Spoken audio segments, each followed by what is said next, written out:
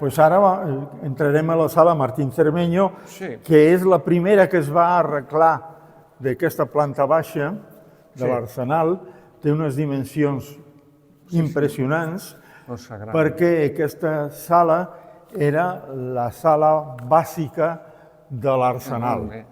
Aquí, inicialment, era el lloc per guardar en temps de pau tot l'armament, lleuger, normalment, perquè a l'altra banda, a la part que ara estem acondicionant com a sala de conferències, que era oberta al pati, estava l'armament més pesat, els canons i demés. Aquí no només hi havia armament lleuger, com fusils i demés, sinó també materials de defensa, com les estaques de les estacades i altre material d'aquest tipus que ocupaven molt d'espai i que no es tenien muntats habitualment, sinó guardats. Aquest edifici va tenir moltes utilitzacions després de ser sala per guardar l'armament, perquè quan al principi del segle XIX,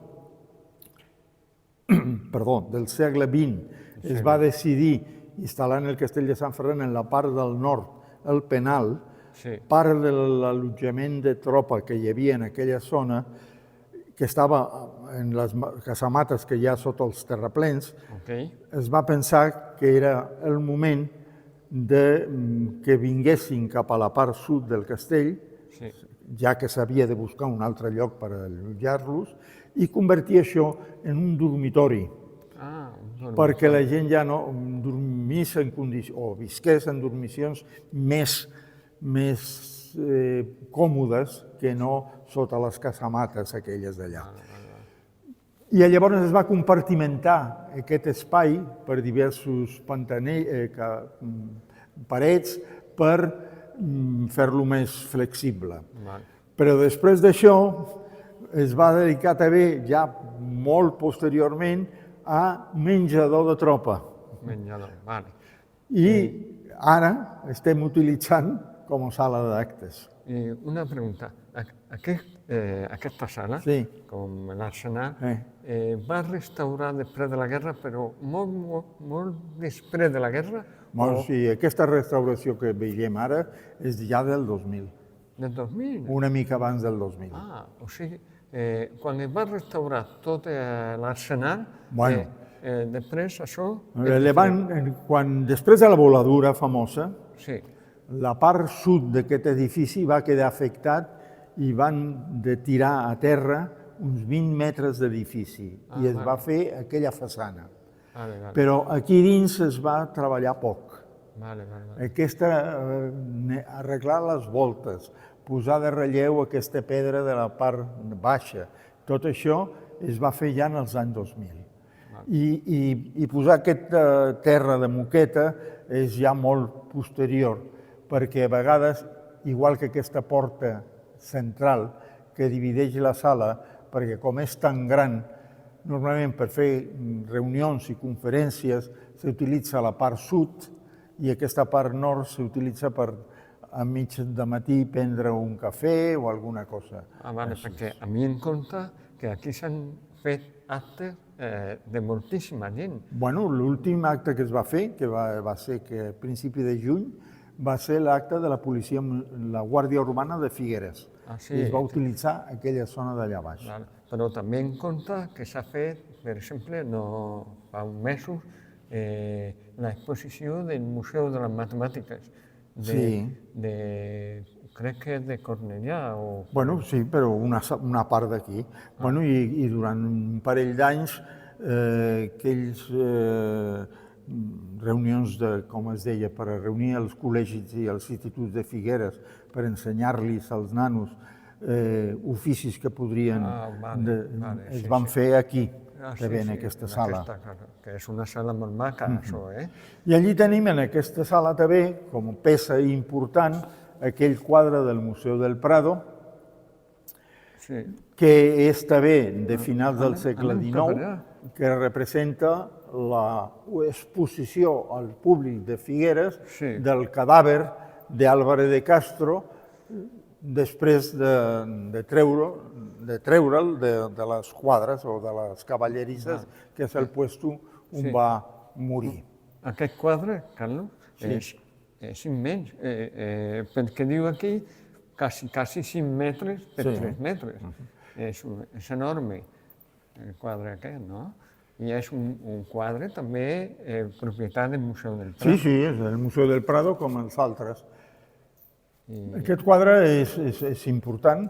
El que passa és que és el que deia abans, que jo penso que l'autor d'aquest quadre, encara que va prendre nota entorn del que pintava, no va arribar a estar aquí mai, perquè pinta com un castell, aquí a la part esquerra, un castell medieval, perquè era un castell.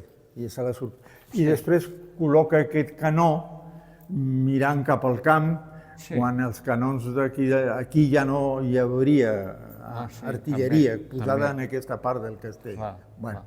La resta, jo no sé si el dibuix de la vestimenta d'aquesta gent correspon exactament a la gent del país. Clar, de l'època aquella... No només de l'època, que sí, però no sé si les dones portaven aquesta roba aquí a l'Empordà o portaven una altra, o si portaven aquest bicorni o portaven un altre tipus de... Però bueno, és un quadre molt important.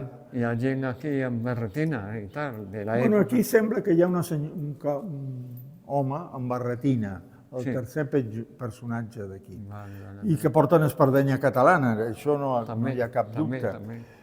Aquest frare porta l'hàbit normal d'un frare.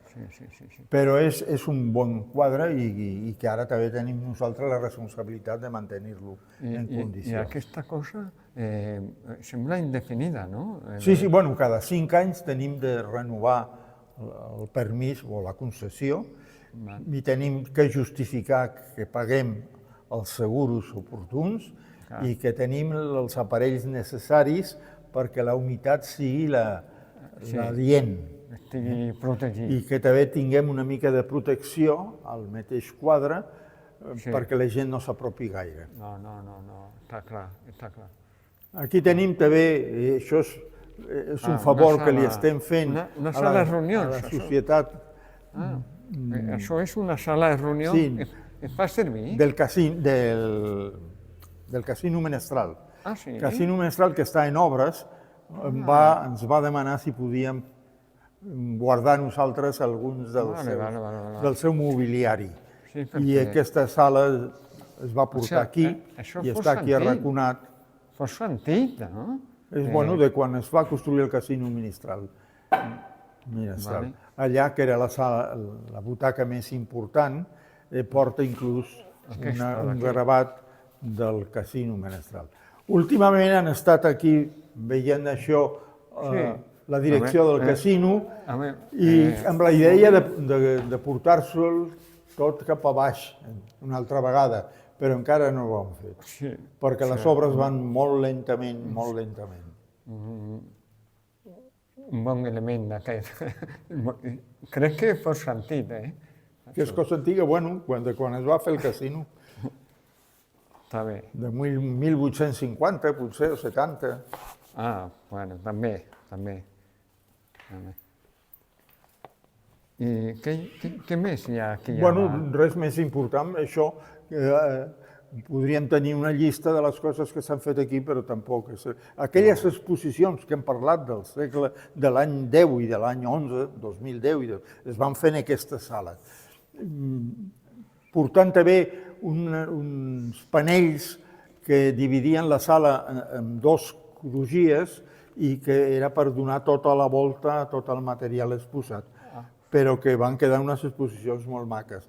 Però altres exposicions aquí, per exemple, es va fer una, organitzada per l'Ajuntament de Figueres, sobre la Figueres republicana. I es va fer altra... Aquí, durant 2 anys, les presons de Catalunya, inclús del sud de França, també van exposar les obres d'uns concursos interns de les presons fetes pels penats, i coses així. Es va fer també una exposició molt important, ja fa molt de temps, de material espacial, en què teníem inclús els traixos dels homes que van anar a la Lluna i de més. Bueno, tot això s'ha anat fent aquí. I de les exposicions del Museu del Prado van quedar aquests dos catàlegs? No, aquestes exposicions eren del Ministeri de Defensa. I es van fer aquests dos catàlegs, un per a l'una i l'altre per a l'altre. El d'Álvarez de Castro de 2010 i aquest de la guerra de mossèn Rovira de 2011. L'11. Vale, està bé. Però vull dir que aquestes exposicions es fan i es desfan.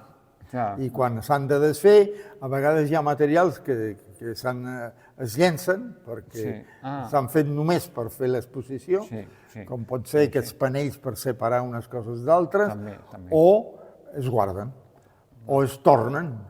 I aquests quadres era difícil de tornar-los, perquè era molt més...